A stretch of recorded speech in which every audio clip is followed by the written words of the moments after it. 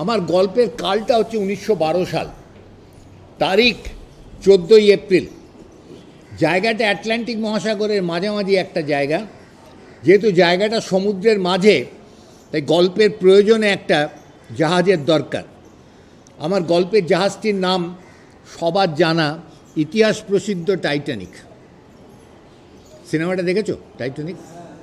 তবে গল্পের ব্যাপারটা কিন্তু সিনেমার সঙ্গে মেলে না। সিনেমার ব্যাপারটার সঙ্গে আসল গল্পটা কিন্তু অন্য তফাৎ আছে। এই জাহাজটার ওজন ছিল 46,000 টন। 1 টন মানে 1000 কেজি। জাহাজটা লম্বায় 892 ফুট, 1/6 মাইল। জাহাজটা চওড়ায় ছিল 92 ফুট। এত বড় জাহাজ এর আগে কখনো সমুদ্রে ভাসেনি।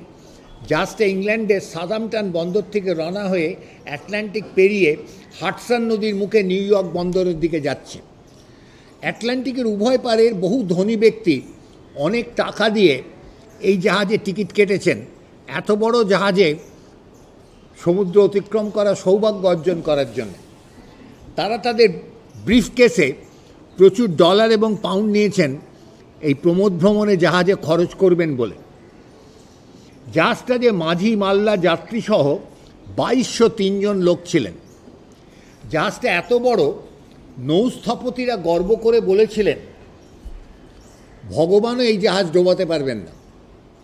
জাহাজটা এত বড় যে যাত্রীদের টিকিটের সঙ্গে জাহাজের ভেতরকার একটা নকশা দেওয়া হয়েছিল, যাতে ভেতরে চলাফেরা করতে গিয়ে কেউ পথ হারিয়ে না ফেলেন।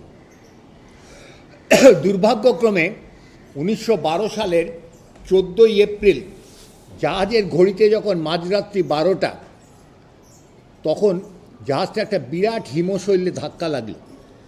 হিমশৈল জানো, যে সমুদ্রে যে বরফ ভেসে আসে, যার 1/7 ভাগ জলের ওপরে থাকে, 6/7 ভাগ জলের তলায় থাকে। এক ধাক্কায় জাহাজের ইস্পাতের চাদরের 300 ফিট চিরে গেল। বিপুলভাবে সমুদ্রের জল জাহাজে ঢুকতে শুরু করলো। জাহাজটাতে 17 জন ইঞ্জিনিয়ার ছিলেন। তাদের হাতে যতগুলো পাম্প ছিল তা দিয়ে তারা নলচৌবাচ্চার অঙ্কের মতো জল ছেঁচে বার করার চেষ্টা করলেন। কিছুক্ষণ লড়াইয়ের পর তারা বুঝলেন যে এই অসম লড়াইতে জিতবার কোনো সম্ভাবনা নেই, জাহাজ ডুবি অবশ্যম্ভাবী। সে যুগে জাহাজে যত লোক থাকতো, এইরকম দুর্ঘটনা ঘটলে সবার জন্য ভেলা নৌকো থাকতো না। জাহাজের সঙ্গে সমানুপাতিক হারে কিছু নৌকো থাকতো।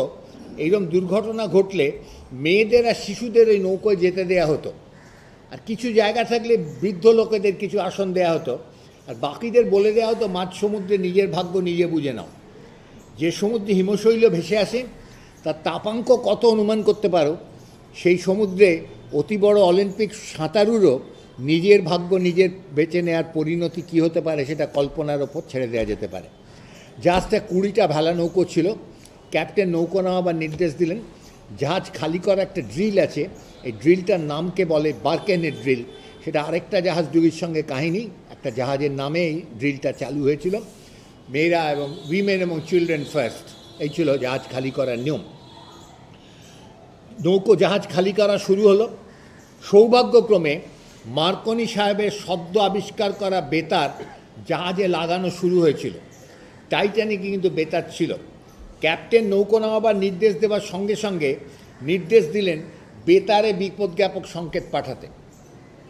কেউ জানো বেতারে বিপদজ্ঞাপক সংকেত কি দেয়া হয়? 3টে শব্দ দিয়ে। কেউ জানো? কেউ? SOS। পুরো কথাটা সেভ আওয়ার সোল। ক্যাপ্টেন বিপদজ্ঞাপক সংকেত SOS পাঠাবার নির্দেশ দিলেন। পৃথিবীর ইতিহাসে প্রকৃত নৌ দুর্ঘটনার পরে এই প্রথম SOS সিগন্যাল পাঠানো হলো বেতারে। সবচেয়ে কাছে যে জাহাজটা ছিল 58 মাইল দূরে, তার নাম কার্পেথিয়া, ক্যাপ্টেনের নাম আর্থার রোস্টন। সেই জাহাজটা যাচ্ছিল উল্টো দিকে। সেই জাহাজের ক্যাপ্টেন যখন বেতারে এই বিপদজ্ঞাপক সংকেতটা তার কাছে পৌঁছলো, SOS, তিনি 2 মিনিটের মধ্যে নির্দেশ দিলেন জাহাজের মুখ ঘুরিয়ে অকুস্থলে চলতে। অঙ্ক কষে তারা দেখলেন 58 মাইল দূরত্ব যেতে তাদের 4 ঘন্টা সময় লাগবে। 4 ঘন্টা জাহাজ চালাবার ফাঁকে ফাঁকে তারা জাহাজটাকে সাজিয়ে নিলেন। এই নৌ দুর্ঘটনার পরে এতগুলো মানুষকে ঠান্ডা জল থেকে উদ্ধার করার পর তাদের শুশ্রূষার কাজে খাবার ঘরগুলোকে পরিণত করা হলো ফার্স্ট এড সেন্টারে। ডাক্তার, নার্স, যাত্রীদের মধ্যে, মাঝি মাল্লাদের মধ্যে এবং যাদের ফার্স্ট এডের ট্রেনিং ছিল তাদের সকলকে ডেকে এই ঘরের দায়িত্ব দেওয়া হলো। তোমাদের কারোর ফার্স্ট এডের ট্রেনিং আছে? কেউ ফার্স্ট এড জানো? জানো? তাহলে তোমরা কিন্তু ভীষণ গুরুত্বপূর্ণ লোক। এই সমস্ত সময় কিন্তু ফার্স্ট এড জানা লোকেদের ভীষণ দরকার হয়। জাহাজের যাত্রীদের থেকে উদ্বৃত্ত কাপড় চোপড় কম্বল সংগ্রহ করা হলো। জাহাজের ভাড়ার থেকেও কিছু কম্বল সংগ্রহ করা হলো, কারণ জল থেকে তোলার পরে এইসব জিনিসেরই দরকার হবে। ঠাকুর চাকর যারা ছিলেন তাদের রান্নাঘরে গিয়ে গরম চা, কফি, স্যুপ তৈরি করার নির্দেশ দেওয়া হলো, কারণ বরফ গলা জলের মানুষদের উদ্ধার করার পর এই জিনিসগুলোরই দরকার হবে। 4 ঘন্টা নিকষ কালো আকাশের তলা দিয়ে বরফের মধ্যে পথ করে কার্পেথিয়া যখন অকুস্থলে পৌঁছলো ভোর 4টে, শুক তারাটা অস্ত যাচ্ছে, পৌঁছে তারা দেখল 46,000 টন টাইটানিকের চিহ্ন মাত্র নেই, তলিয়ে গেছে আটলান্টিকের অতল গহ্বরে। ইতস্তত বিক্ষিপ্ত 20টা ভেলা নৌকো ভেসে বেড়াচ্ছিল। তারা যখন একটা একটা করে নৌকোকে টেনে তুলল, তার থেকে মানুষদের নামিয়ে গুনে দেখল তারা 763 জন মানুষকে উদ্ধার করেছে। টাইটানিকে মাঝি মাল্লা যাত্রীসহ কত লোক ছিল? 2203 জন। এই ব্রিফকেসে ডলার এবং পাউন্ড যাদের অত ছিল, ওই মাঝ সমুদ্রে কিন্তু ডলার এবং পাউন্ডের কিন্তু কোনো দাম ছিল না। মানুষের জীবনে কিন্তু এরকম অনেক মুহূর্ত আসে টাকার দাম কিন্তু যখন থাকে না, এই সময় কিন্তু প্রাণ বাঁচাবার জন্য ডলার পাউন্ড নয়, একমাত্র ওই জাহাজে একটা আসন দরকার ছিল বাঁচাবার। যারা পেয়েছিলেন তাদের মধ্যে 763 জন লোককে উদ্ধার করতে পারা গিয়েছিল। কিন্তু এই ঘটনার পাশাপাশি পৃথিবীর ইতিহাসে একটা কলঙ্কজনক কাহিনীর ইতিহাস আছে, যে কাহিনীটা না বলতে হলেই ভালো হতো, কিন্তু ঘটনা যখন ঘটে ইতিহাস তো তখন লেখা হয় না, ইতিহাস লেখা হয় তার বহুদিন পরে, এবং সেই ইতিহাসের মূল্যায়ন হয় আরও বহুদিন পরে।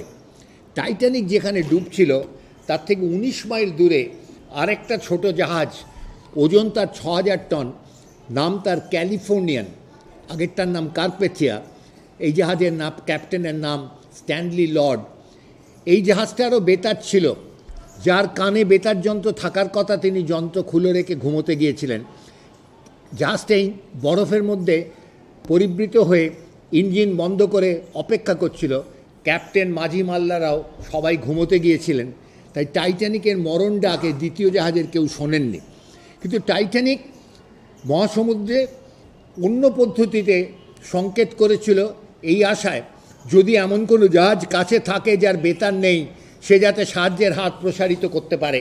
তারা আলো দিয়ে সংকেত করেছিল, সেই আলোর সংকেতকে বলে মোর্স কোড সিগন্যাল, যেটা খোলা সমুদ্রে 20 মাইল দূর থেকে দেখতে পাওয়া যায়। দ্বিতীয় জাহাজে কেউ এই আলোর হাতছানি টাইটানিক থেকে কেউ দেখেছিল কিনা আজকে জানার কিন্তু উপায় নেই।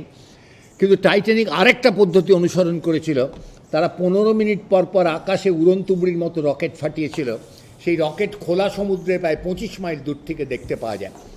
তৃতীয় জাহাজে সবাই ঘুমোতে গেলেও এটি ছোট 13 বছরের ছেলে অ্যাপ্রেন্টিস, সে যুগে ছোট ছোট ছেলেদের জাহাজে একটা পকেট মানি এবং খাবারের বিনিময়ে ফালতু বা অ্যাপ্রেন্টিস হিসাবে চাকরি দেওয়া হতো।